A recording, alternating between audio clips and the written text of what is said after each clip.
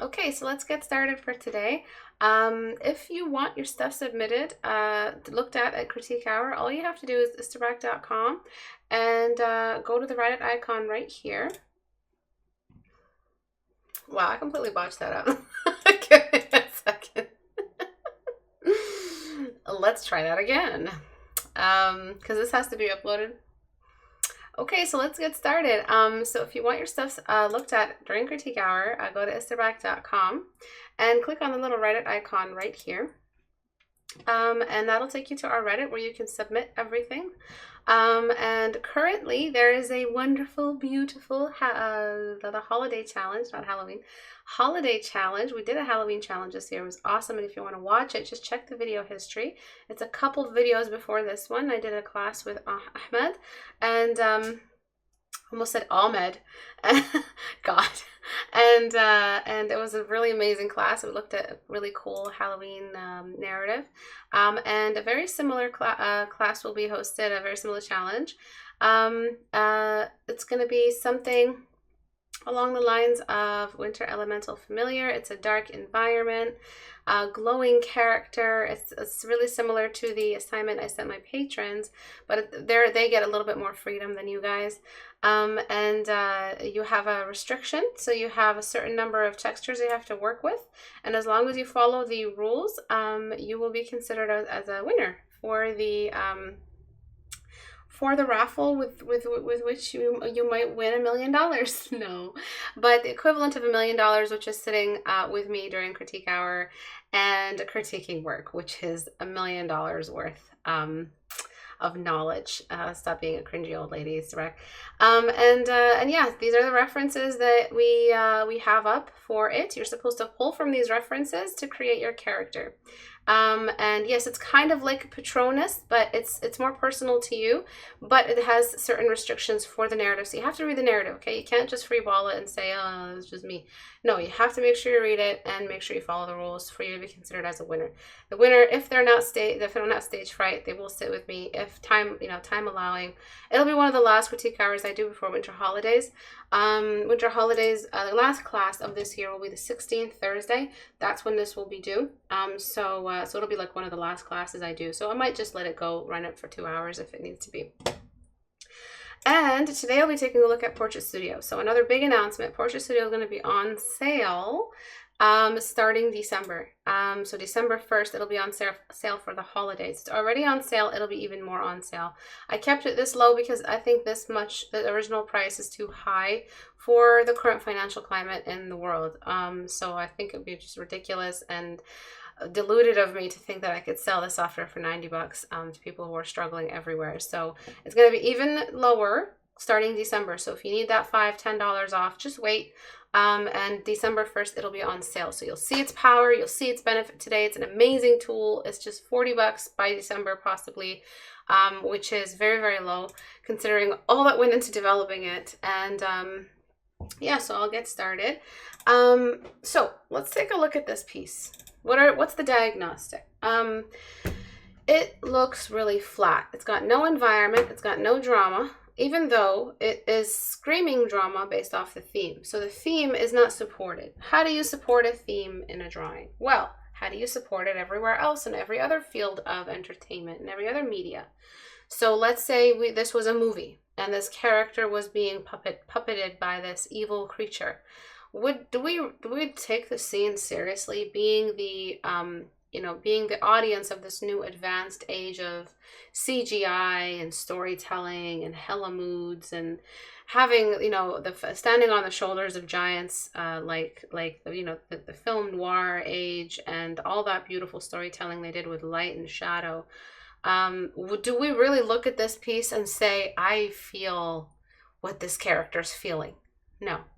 So that is the key here, is that are you feeling what they're feeling? Is there an empathetic bridge between you and the character? Is the scene something set up in such a way that it would induce an emotional feeling that mirrors the one the character is going through? Dash is not saying a light source. There is no light source. So how do you make a viewer feel what the character is feeling? with light. All right. Light is how you make a viewer feel something. Write that back to me. Write that down. Write that in the comments section. Write the fundamental back to me, because if you write the fundamental back down verbally, you don't forget it. And then you watch the visual before and after, you're not going to forget it that way either. That's why my students improve, because I make them not only repeat things to me, but repeat them in different styles of learning. So the brain is just cornered. There's no way it'll forget it. You make the viewer feel things with light. Not with words, not with the script, not with excessive storytelling, props and all of that. You make them feel things with light. Is the room dark? The viewer gets scared. Is the room light? The viewer feels happy. And something in between, the viewer feels all kinds of beautiful gray area feelings. So this viewer, me, is not feeling anything when looking at this piece. I don't feel what this character is going through. And that's because you haven't really put this character in a room that shows not only the fact that they've surrendered themselves to this puppet master, but they are also, you know, they don't have control, but it's also, you know, maybe this is a comment on some character's subconscious. I think this was the character's D&D champ or something, or some kind of role-playing thing. But nonetheless, I'm going to treat it like a cinematic scene, as I do everything. That way I teach you guys basic cinema rules. And then the gesture feels, excuse me, I ate really fast before class, feels really forced. It feels really stiff. It doesn't feel like a character that's kind of lost control. So I'm going to talk about figures, and I'm going to talk about the center of gravity and how a character is supposed to feel if they're actually hanging by two. I don't want to actually make it feel like she's hanging only by her wrists and her feet, because then her whole character is going to flop downward, you know, because that would just be insane. She would just have to, you know, she'd be hanging only by her arms. But there are ways to make it feel a little more organic. But good things that you did. I know I'm not one to not mention those. The gesture feels good. It doesn't feel wonderful or great or super emotional, but it does feel good. Meaning that I can tell what's happening. You got clean edges. You got a good handle over the, no pun intended, over the gesture of the hands. They actually feel like they're pointing towards the camera. So it's not bad. It's not bad. But we got to fix the lighting. So I'm going to leave this open here while I reposition our girl to have a very similar gesture. So I'm not sure if I want to move the body or just move the... So she's kind of doing that. Her body's... So this is Portrait Studio. This is what Portrait Studio does. It has all kinds of stuff you can pose and move. You have control over the camera, the model, and the light. So you have full control. It's a studio. And you can pose and create whatever scene you want. So I'm going to reposition this because I want to mess with the light eventually. And I'm going to show how the shoulders are moved up. You can break a lot of anatomical rules. It's just a figure at the end of the day, a mannequin, sorry. But it's good to also keep in mind what bodies can and can't do at the same time. So you don't always have to paint something that feels like only the mannequin can do this, but it's sometimes you have to have also just a general knowledge of anatomy. The better you know anatomy, the better your my brain, the better the gestures you make will be, because they'll look more organic, more natural. All right, so I like how the arms aren't symmetrical, and one arm is like that, one is off to the side. But here is where we have issues. Okay, sorry, an asshole with a truck just drove by my, God, what's the word? My room. All right, and so I feel like the head could be tilted down a little. And before I get ahead of myself, I want to change the light. So the light, all you have to do is press 1. I feel like the light should be coming from above her, barely showing the tip of her nose. And if you do have to have her head tilted up, you could also do that. You could also show a slight tilt in the head to show like a surrender. There's so much more that you could do with the head than just a simple 3/4 view looking to the side. There's so much more you could do. But I feel like the most effective one is this one. The character feels surrendered. The character feels lower to the ground. The character feels a little bit more defeated. And then you have, so I'm just trying to balance it. I'm going to show how the chest kind of bumps out, but the head moves back in and forward a little bit. So we have the chest kind of creating an arch in the back. And then I'm going to tilt back the, I'm going to tilt back. I don't know why you have the hips off to the side. Not sure how to mimic that at the moment. I guess it's something a little bit more along the lines of just tilting the torso, but then we don't have that anymore. All right, we'll see what we can do. So I'm tilting the feet this way. One leg is catching the light or not. So I don't know if you used a reference for this, but I can tell you had some trouble managing kind of the upper half and the lower half of the body. So the best way to figure that out is to try to enact it yourself. I always try to tell people, just do the actors. Get off your chair and just act like something is, you know, stand on one leg. Don't move one leg, obviously, but move the other leg and then stand on the other leg and find what the other leg is doing. Don't actually suspend yourself and try to figure it out. So if I was to do that, I'd feel like bending the knees forward is the best thing to do. And then you can see how her torso is so small. And also I'm very, very tempted to just bend the head bend the body this way, but bend the legs back forward. You see what that does? That actually makes it feel like the character is suspended. Do you see that? And then tilting the head up, but that's not what they painted. And again, this is just for the sake of getting the light right. Oh, right. And I don't want the chest to be that open, and I want the head to feel a little bit more surrendered. And in order to make the shoulders feel realistic, we kind of have to raise them outside of the shoulder line, but connect them back together when we paint. All right, and then tilting the arm back forward, trying to make this feel as organic as possible. And how do you make your poses not feel stiff? You move everything you can move. Don't leave anything unmoved. Check everything, check every joint, move every single joint as much as you can.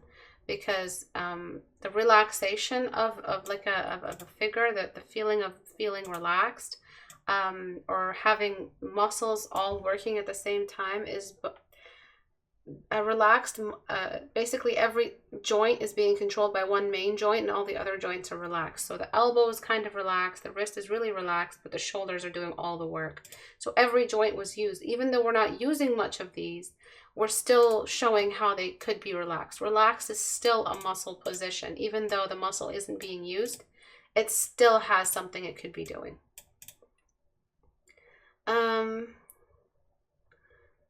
And so that's why maybe this feels stiff, is because you didn't actually do something the body can do. She really pushed her body that way,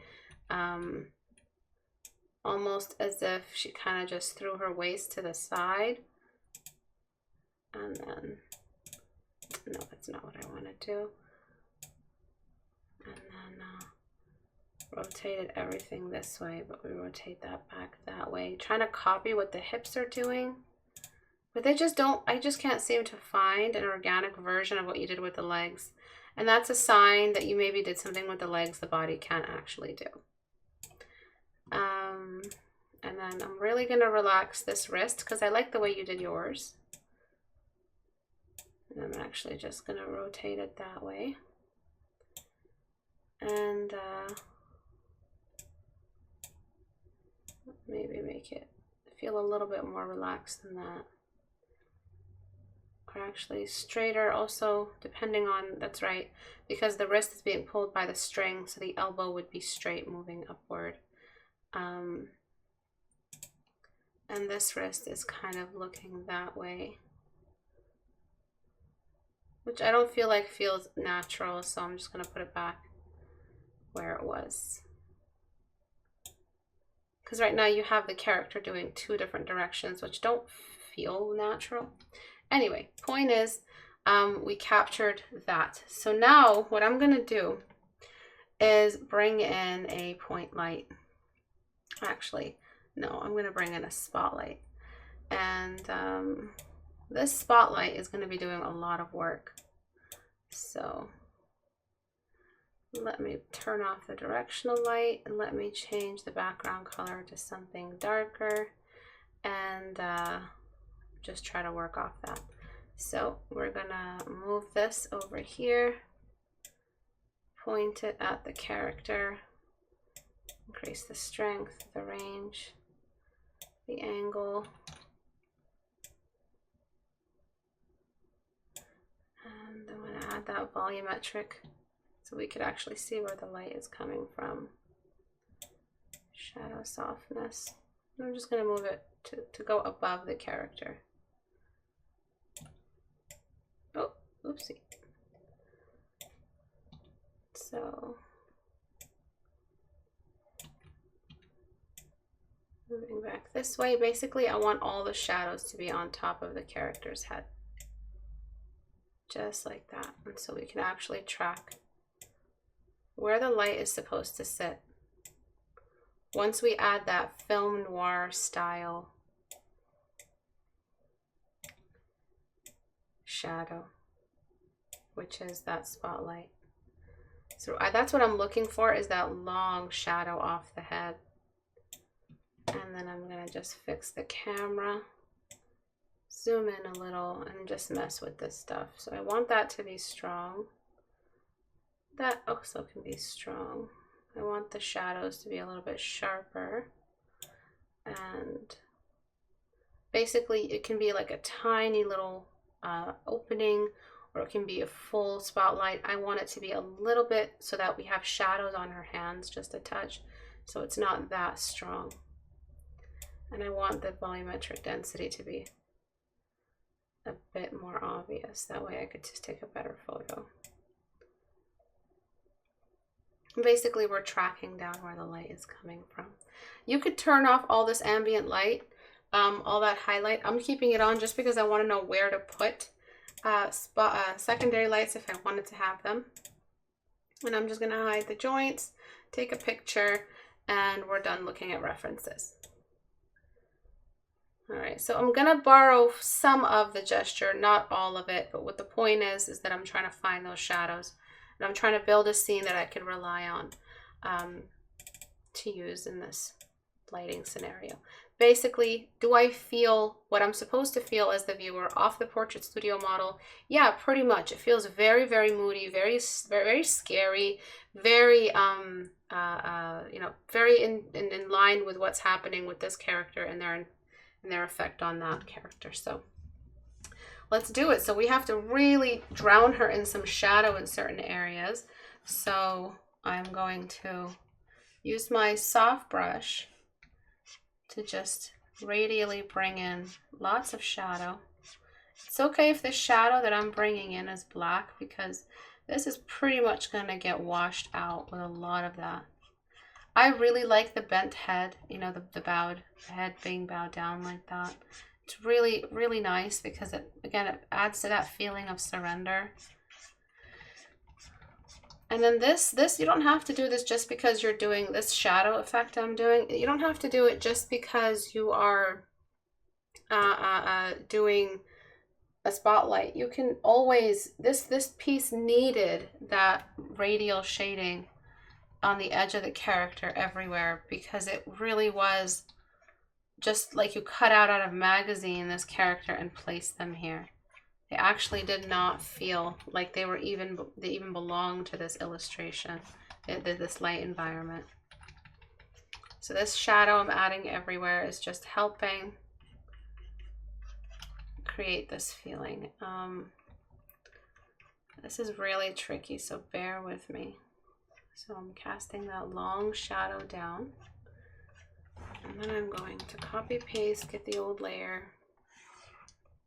And I'm just having my eye here on my model, just making sure I'm keeping it close, because you might lose sight of what you're doing, but being able to see your vision onto something nearby. That's the power of making references and creating references, is you get to see your vision right in front of you.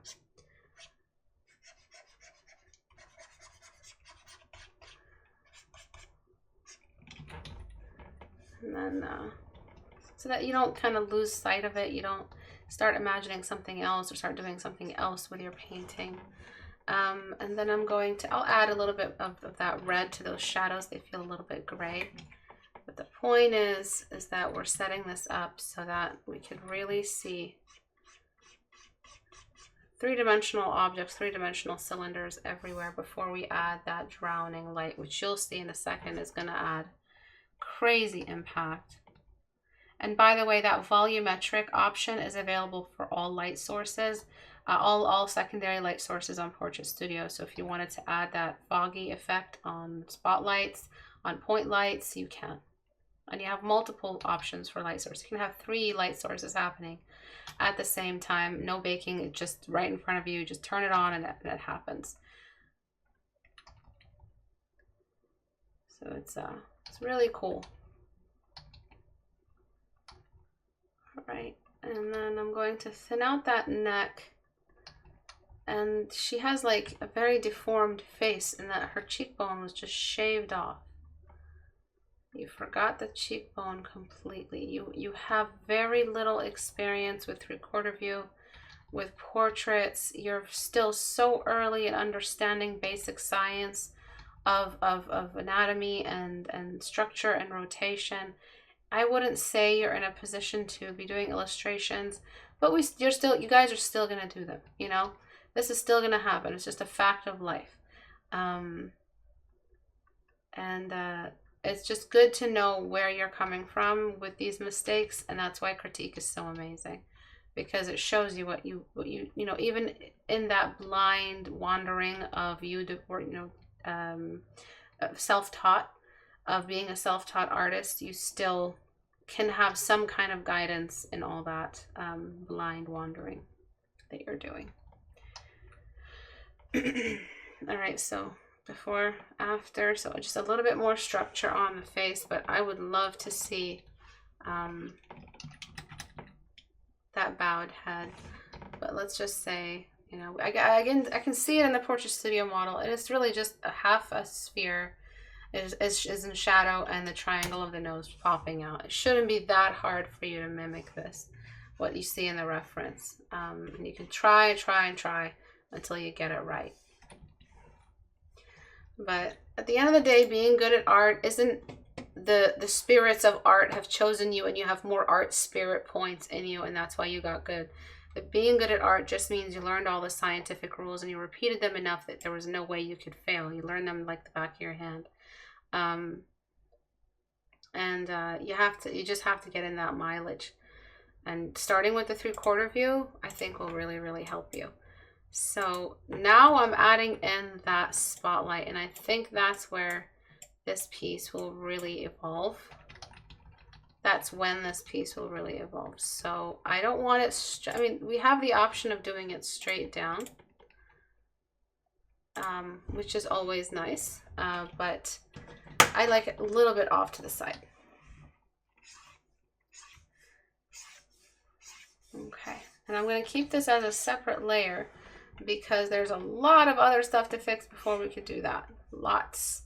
So we've got the white of the ground beneath her, which is not ready for a spotlight. I'm not sure why you made it yellow. There's no background and there's no environment. So why'd you make the ground yellow? Just make it gray. Just gray it out. All right. And then there's her shadow. Okay, which I will, maybe I'll blur it. I'm not sure. Bear with me because there's a lot of layers to this. As you can see, there's reference building layer. There's the anatomy and understanding basic storytelling through anatomy layer. Then there's the object in the light source layer. Then, oh, don't forget the layer at the very start, which was what story am I telling and how do I make the viewer feel it with light. And then there's the object in light layer. So basically dressing every object with coarse shadows in response to the light source.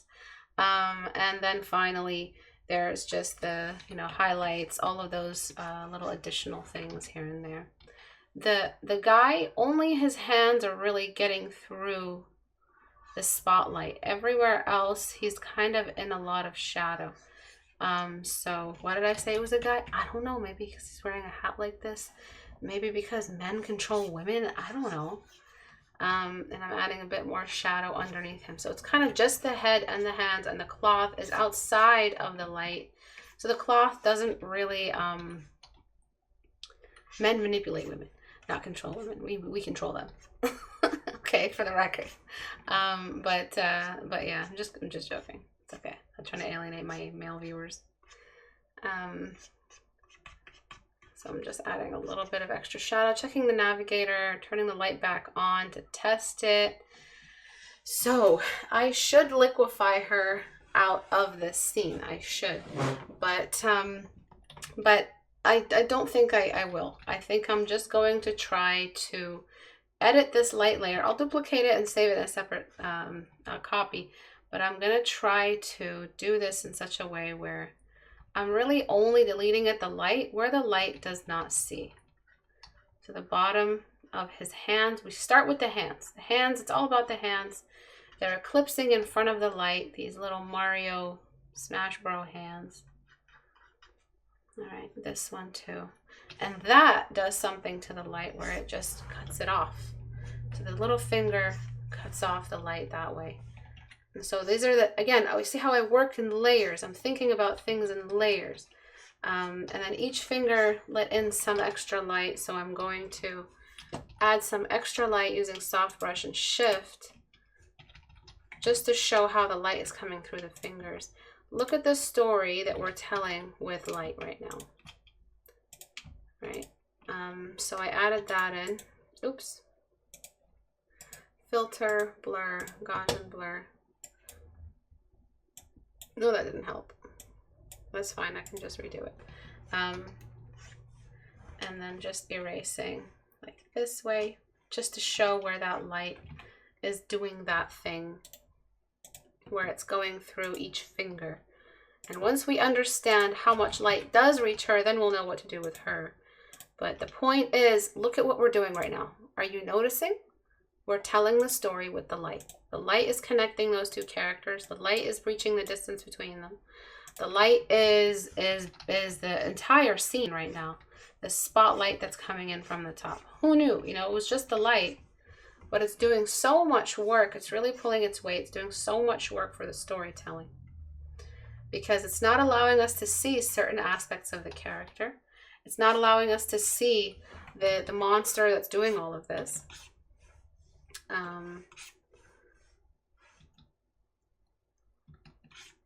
What's going on? Okay.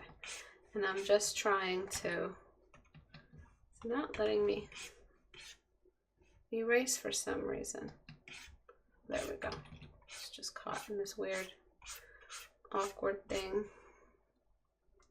And then on her character, we're just going to show where, where the light can reach her. But it's not just about washing her whole character in lights. That's why I kind of, because she's eclipsed as well. She's in the way of the light, casting her own shadow.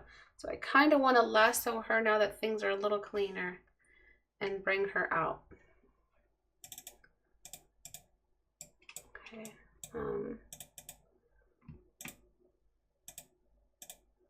Just use magic wand to find her character. Oops. Select inverse. It's all about, creating this scene with the light, understanding what's happening. So it's not enough that we threw the light on top of her. We kind of have to show which part of her is catching that spotlight, which part is rejecting it, and where the cast shadow really starts. And then we're going to do one last thing, which is the bloom coming off the ground, bouncing off her character. So I'm kind of tempted to keep the lower layer of her open and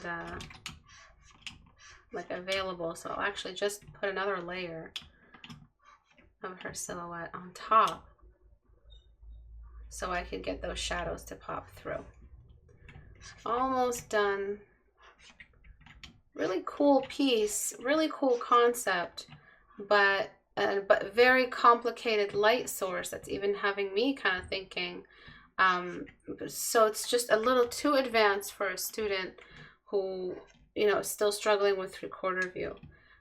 So I really, really, really recommend you to start doing some more of them. So we've got that, and she is, oh, whoopsie, that was the extra layer. And so she's just on top. So before it was like this, she was washed out. I still want her to feel washed out a little bit, but before I do that, I want to make sure that we actually have highlights where we need them. So I put her on a higher layer, and I'm just going to show how her upper half is getting lots of light, her lower half is not, of every object. So I can actually cast some real shadows.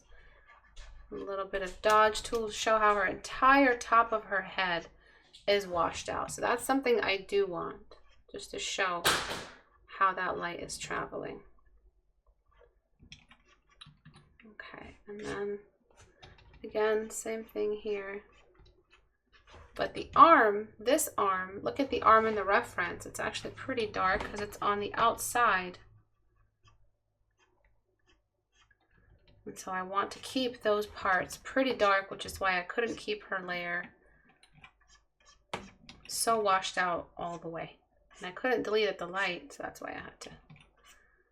Some parts are silhouetted and some parts aren't.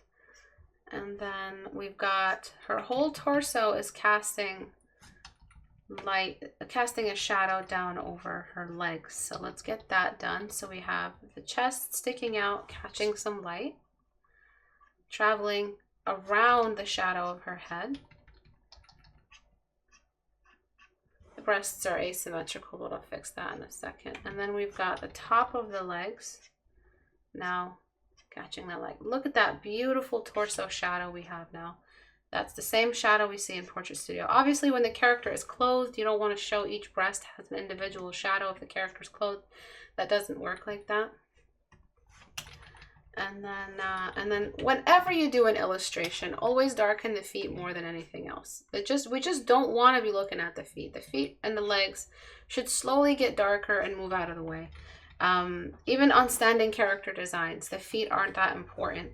And you should not be using the same highlights as you do on the head, because it's the equivalent of over-rendering the mouth while the eyes are under-rendered. The eyes are the focal point, the head is the focal point, everything else kind of just stays in the back burner. So I'm just going to darken the feet a little bit. And then I want to fix some more stuff here and there with the silhouette. And then we're almost done. And then I'll shine some of that light back on her. So I'm going to bring Dodge Tool on pretty strong, on mid-tones pretty high. Maybe a slight rim light on the side of her wrist here and here. And just getting a nice peachy shadow color to show the shadows of her face. So dark. And I know I'm really zoomed out, but we're talking about a spotlight. So that's why I have to be zoomed out. Casting a shadow this way. Okay, so it's not the face, it's not the eyes that matter, it's the structure of the head. It's the head that matters when you're zoomed out. When you're zoomed out, it's the head. When you're zoomed in, it's the face. Write that back to me. So the head becomes as important as the face when you're zoomed out this far. Do not try to render a face and then zoom out and say, oh yeah, that's enough. All I needed to do was render the face out.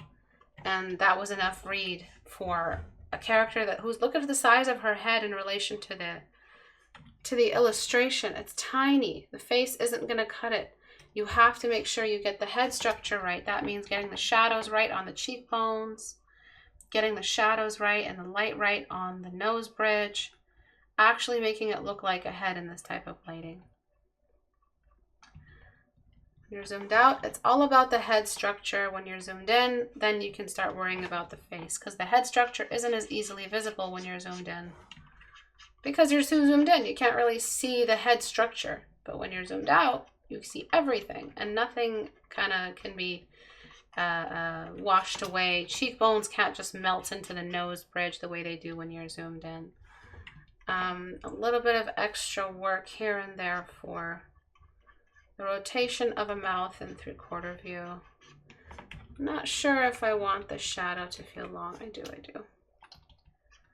And then I'm going to bring burn tool on midtones as well and just kind of bring the face down a little bit more, just to show that strong light source. Using it everywhere as well. And then trying to create some stronger cast shadows coming off the body on itself. So the stronger the cast shadow, the more appealing it is. And so a strong cast shadow just means a sharp cast shadow. And then because her shirt is white and because her breasts kind of push out, then we want to add a little bit more brightness here. Just a little bit, just to relieve that cast shadow, not that much. And then sometimes shoulders indent a little bit, casting a shadow before the breasts emerge. All right, and then just doing a quick test. Too washed out, but we're getting there. We will eventually lower her under the light, but we still wanted her to have her own shadows and her own cast shadows, her own core and cast shadows in her own right, just so that she can look like she's a realistic character in this scene. So now we have a bit of an issue with my lasso select. So what I want to do is just fix her silhouette, make it look a little bit more anatomically symmetrical and correct. So we have this breast, we have her off to the side. On this side, I still feel like the breast would emerge. I don't know, maybe I'm saying it wrong. I'm going to thicken the arms just a bit. They feel really noodly. Trying to find a middle ground between my reference and, you know, my model, Portrait Studio, and the painting. But it's getting kind of difficult to track what you're doing. And then the shoulder line that you tried to force would actually be gone. Her neckline would merge with her shoulder line. Remember, sometimes you can just connect the neck and shoulder line right into the arm. You don't need this intermediary shoulder silhouette space. Sometimes it's just like that. Her breasts are starting to read as huge, but I don't know. And then kind of want to clean the shape of her thighs.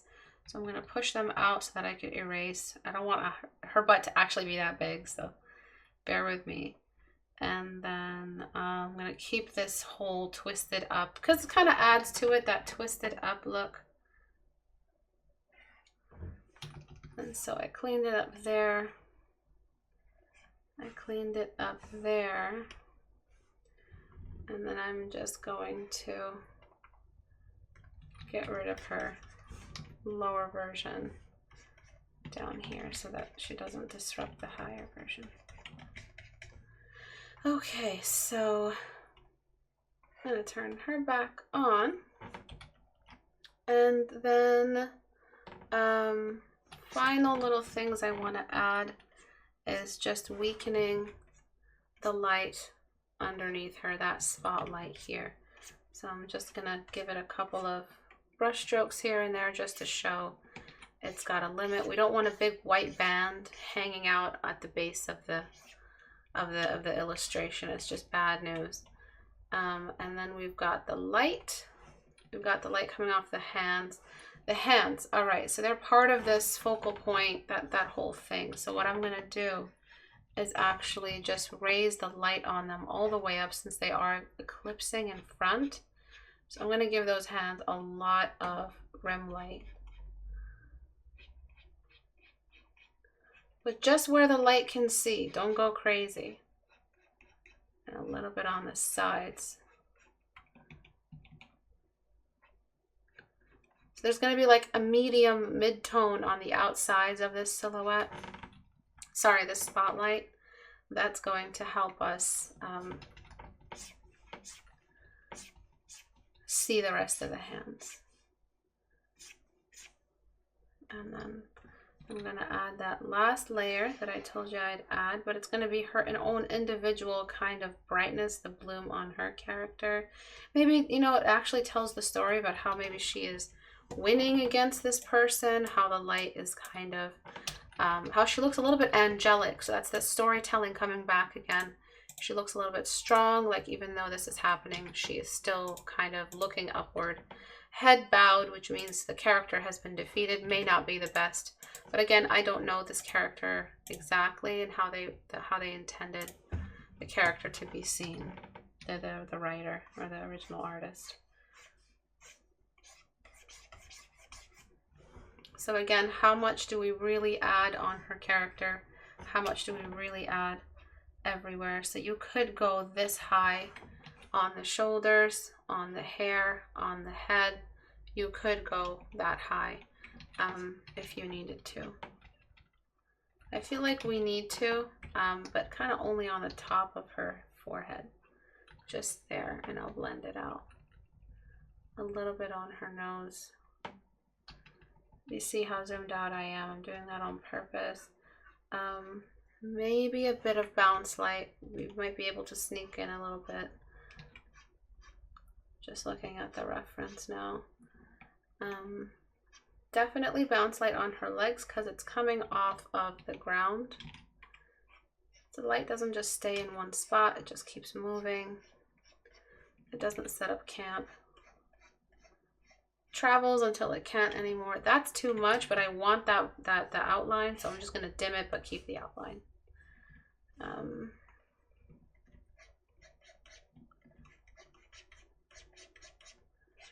Same thing with this part here. And then I'm going back to the spotlight. I'm trying to keep the highest, lightest area like back there a little bit, not that close to the edge of the canvas. We don't want to see that much. And then back to her character, I'm just going to blend out some of those highlights I put. The best decisions are made zoomed out because that's how we know we're in a position to add this much highlight safely to her character. And then I want to clean up her arm just this way, and then this way as well. Lots and lots and lots of stuff, so bear with me. Over here, a bit more cleanup. The layer underneath, filter, liquify, is in the way, so I'm just going to tuck it down. And then just fixing up her nose. Oops, wrong layer.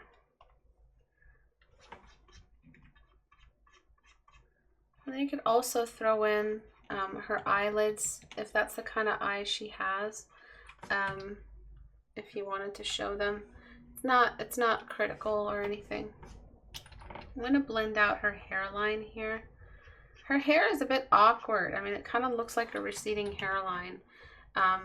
But that's what would happen to anybody if they were on a spotlight. Their entire hairline kind of disappears because the light there is all being illuminated. But we'll see. And then just on the outsides of her hair, there's a bit more rim light just here and there. Just wherever the cast shadow is coming through. Rim light, she kind of feels like she's starting to leave the shadow as well. Just throwing some experimental dodge tool brushes here. And then I'm going to just warm up the shadow on her skin. She's wearing white, so that will come through. The skin tone goes through the white. Kind of just illuminates her shadow here. The shadow shouldn't be pure black. Anywhere where a character is wearing white, the skin comes through and changes that white to a more peachy color. And then I'm going to use a bit of dodge tool on the thighs, just to show that the clothes may be a little bit more shiny. And again, just continuously casting the feet in some kind of shadow so they're just nice and out of the way. They don't really need to be super illuminated, super present in this scene. Any last minute changes? The armpit area feels a little bit dark, especially because she's wearing a white shirt and that white shirt is reflecting stuff back. So I want to see if I could sneak in a little bit more balanced light on this character. And then finally, actually I don't need any more. And then I'm going to just use white just to wash over everything. Anywhere where I might need it. So on the side of her arm, on the side of this arm, just to complete the cylinder. Spotlights, I mean the bounce light shouldn't be too much in a spotlight, but just enough that she feels like she has subsurface scattering, that it's a realistic skin tone and a fleshy character. So it's almost like the light x-rays her. A little bit more of that indentation that shoulders do before the chest line, just there. What else do I want to do? There's a lot of light moving around, creating little pockets of ambient occlusion, but I wouldn't say there's a very deep shadows happening anywhere on her character. Only place I would say is maybe the crotch area and under the breasts, but both of those are kind of relieved because the legs are open. And I wouldn't say it's a top-down dark scene. It's a spotlight over where the spotlight is received by the ground, so there's a lot of bounce light. But we do need shadows. We do need to track the fact that the light is coming from above. And then we've got the rest of that washes over her. I really feel like it could have done more with the hair. You could have chosen a really cool hairstyle or something like that. And then the hands, I want to show how the hands really are like, they're just really catching the light. We only see that very outside edge of them. And then I'll limit them. So I'm going to over provide and then limit them on the outskirts.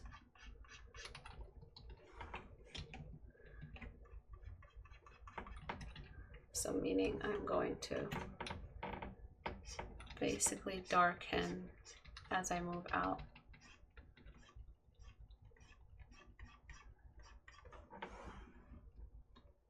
And I don't want any of that new light to do anything up here.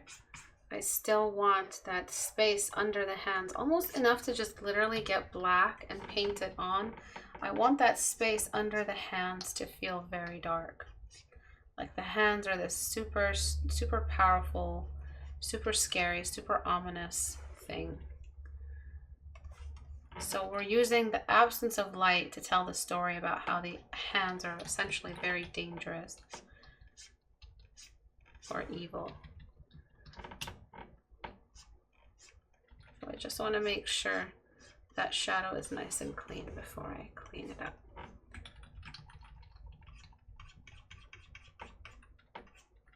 Just showing how they eclipse in front of that light. And in certain areas, it's just black. Deliberately limiting the bounce light around those hands. Okay, so a lot of changes. I wouldn't say I like it too much. I want to drop her levels down just a bit, just so that we make sure we have enough contrast everywhere. And then add that, kind of just let it hang out on the top half, just like that. And then the same layer as the hands, I'm just going to start limiting where that spotlight can fall around the rest of the scene. And then making sure the hat isn't like this bright, super bright object in the background, and only the rim of the hat is really getting all that light. Kind of like almost the hat is emerging out of the shadow, and some of the hat caught some of the light, just like that. That's really cool. And a little bit of extra shine because it's kind of made out of pelt or what is it? It's like a skin. It's like a beaver skin or something. So just like so. And I feel like she needs a bit more shadow right on her, as if she's like almost rejecting the light as well. Like from a distance, I feel like we should just throw some extra shadow pockets here and there.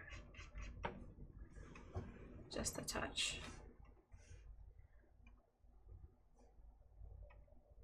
So it's before, after. I'm not sure we needed them. Who knows? And that's it. I don't think I have anything else I want to add. That's too much. Might want to just add a bit more light. I don't know. I don't think we need it. And maybe we could also limit the light at the top. I could have done that with a kind of border. But finally, I want to add that bloom bouncing off the ground that I said I'd add at the end, which is like just a bunch of light hovering off the ground that I'll limit so it doesn't ruin everything. See that? Like it's just a little sheen that kind of moves upward. A lot of stuff. Let me just see one thing that I could do. We could also do something like this, but actually I may. And deleting only where the light sees, like really making this a dark scene. It's an option. It's just because I added that bloom and it's kind of made me feel like adding a silhouette, but I just don't stop with the silhouettes, do I? So she's kind of like not in the spotlight anymore. She's kind of slightly outside of it, which looks so cool. But you know me with silhouettes, I'm just a sucker for them. So we still get some light in front of her, so her legs and all of that still get a lot of light. But she does feel a little bit more bent forward now.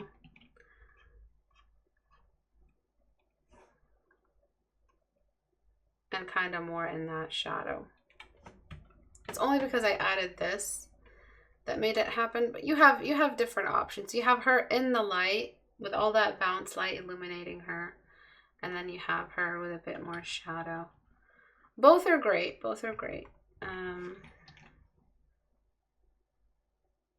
look cool. I'm gonna merge that down. Okay, give me a second. I'm just gonna do one more thing, which is no severe highlight on the top of the cylinder, but only rim light. Ooh. So like the side of the forehead gets a bit of rim light. Ooh, that looks good. Give me a minute. Just let me exhaust. This is the only fun I have in the week, all right? Literally have no life. This is all like this is where I get to have fun. Maybe her shirt is just a little bit see-through, catching some light. Nah, not that see-through. Maybe her butt could catch a little bit of light. No. A little bit off the ground. Yes. Definitely. By the way, guys, if you ever watched me paint, my head is constantly moving side to side, checking the navigator and then checking my painting constantly. So if you've ever watched me paint live using my camera, I've done that a couple times. My head is constantly jumping back and forth between the navigator. I don't lay a single brush stroke without checking with the navigator first. Hey, navigator, do you like this brush stroke? No, change that. Okay, navigator. All right, that's literally what you should be doing. It was horrible, but I embarrassed myself to teach you guys. A little bit of extra shadow on the arm, on the outsides. Okay, now we're in business. I like, if you wanted her to seem washed out, because look, she looks super angelic when we do it like that. It's still a good look. It still looks good. It still looks good, especially if you keep the arms dark. It still has its own thing. All right, so you have a lot of options, but look, and that's not, you know, what I would do. I would definitely keep things dark and keep them a bit more dramatic, because that's the point of telling stories with light. All right, and to make her, if you feel like doing the dark way, if you feel like going to the dark side, which I highly recommend, then we still want that angelic halo thing going on with the character. You can feel free to add a little light coming off the top of her head to show that she's an innocent. By the way, yesterday I played a game of League and I just mopped the floor with this guy, and I told him to look me up on YouTube because I do that sometimes because I'm PMing. So yeah, buddy, if you're watching this video, yeah, this is who just mopped the floor with you yesterday. That's right, I was Sonobot and I destroyed you. So welcome to my channel. And I hope you like it here. I hope you learned something. And I think I wanna I watched until like maybe episode 3 of Arcane. I hope to watch the rest soon. I'm just waiting on Abu to find some free time because we watch that stuff together. I do think we do need a little bit of light on the back. Just a touch. Yeah, I think that's it. A lot of stuff. A lot of talk about light. A lot of fun. A lot of fun, right? A lot of fun, because there's not much that we haven't prepared for, and things feel very clean, and the storytelling feels very, very sharp because we prepared the reference. We understood the story of the light source that supports the main story, the main plot, the main narrative that drove this illustration. We went through the different options with the gesture, and then finally we let the light tell the rest of the story with the background character. So we didn't worry too much about him. We weren't too concerned about showing more of his character, more of his position in the painting, because it's not important. We don't need to show the back of his cloak. We just need to show those hands and how dangerous they look, how dangerous they are, and the story behind everything. All right, so the light source tells the story of the character. Oh, I didn't get rid of the halo. I didn't like it that much, so I wasn't really after that. Let me see if I could do something. Oh, that's fine. That's fine. Right. Anyway, the light tells the story. The light is what makes your viewer feel something. The light is how you promote your story in the illustration. Oh, Istebrak, I thought that was just the character and the canvas and the composition. No, the character and the canvas and the composition is how you present the characters to be appealing to the eye so that we could see them in negative space, and that's just the physics of the thing. But the storytelling, the mood, the atmosphere, that is all 100% the light source. The character could be dressed in armor with a dragon on their core and on their shoulder, and one eye is blue and one eye is green, and they have purple hair, and that still would not set the mood or set up any kind of atmosphere. The atmosphere is not decided by the character's costume or the character at all. Write that back to me. The atmosphere is strictly light source, is strictly light environment, because that's the time of day, that's the drama, that's the mood. Imagine Insidious, those horror movies. Imagine Insidious was filmed all in daylight. It would just be ridiculous. But but there has been experimentation. Don't just Midsummer. Don't hit me with that Midsummer. Okay, I get it. That was just gore, broad daylight gore. And I don't really feel like that's horror or atmosphere. It did create the feeling of like a blinding, like it did create atmosphere in that way, but it kind of pushed the limits.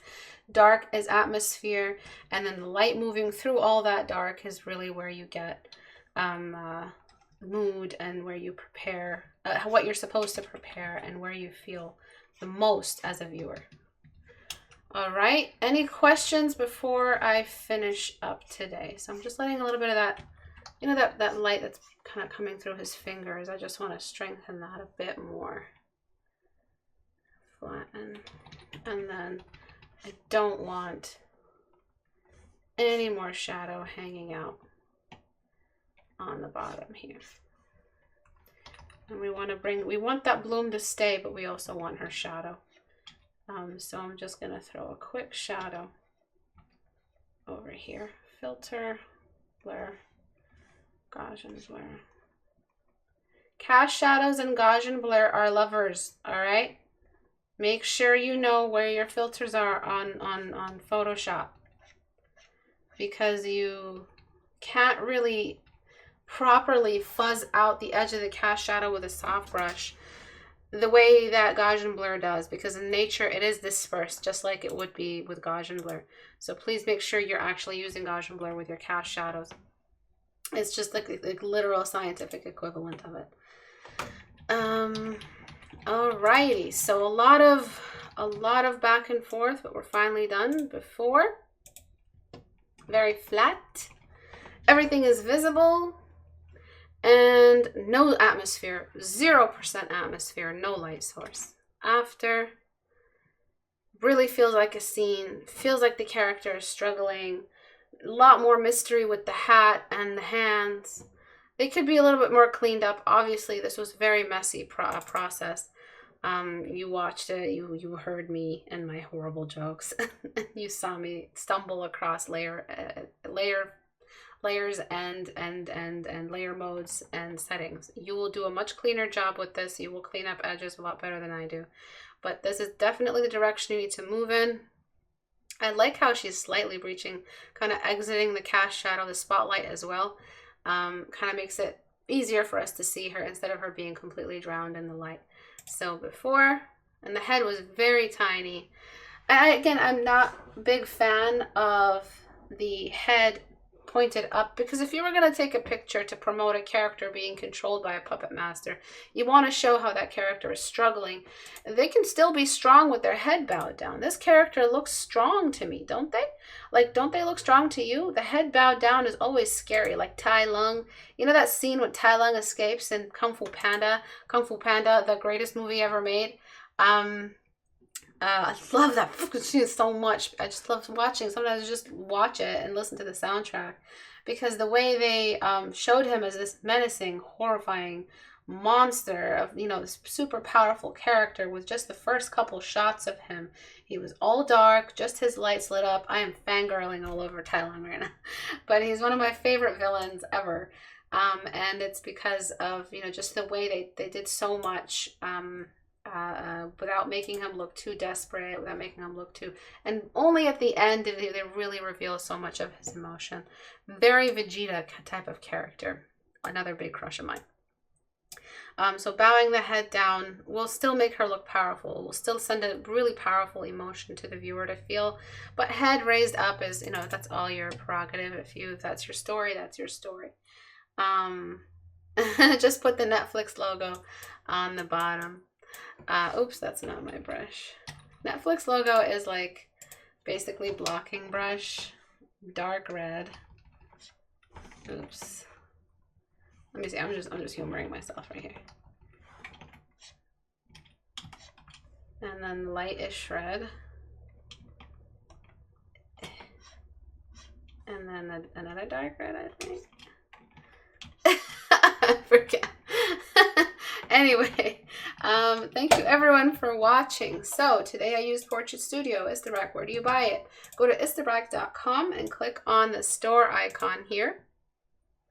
And even though you may not be as proficient with building light sources as let's say a professional, you still can have access to professional choices with your light sources with Portrait Studio. You still have options that you could explore. So let's say this person isn't going to learn maximizing their light sources in the next couple months, but you can still experiment with tools that pros have in their minds in Portrait Studio. You have spotlights, you have universal light, you have so many options to mess with.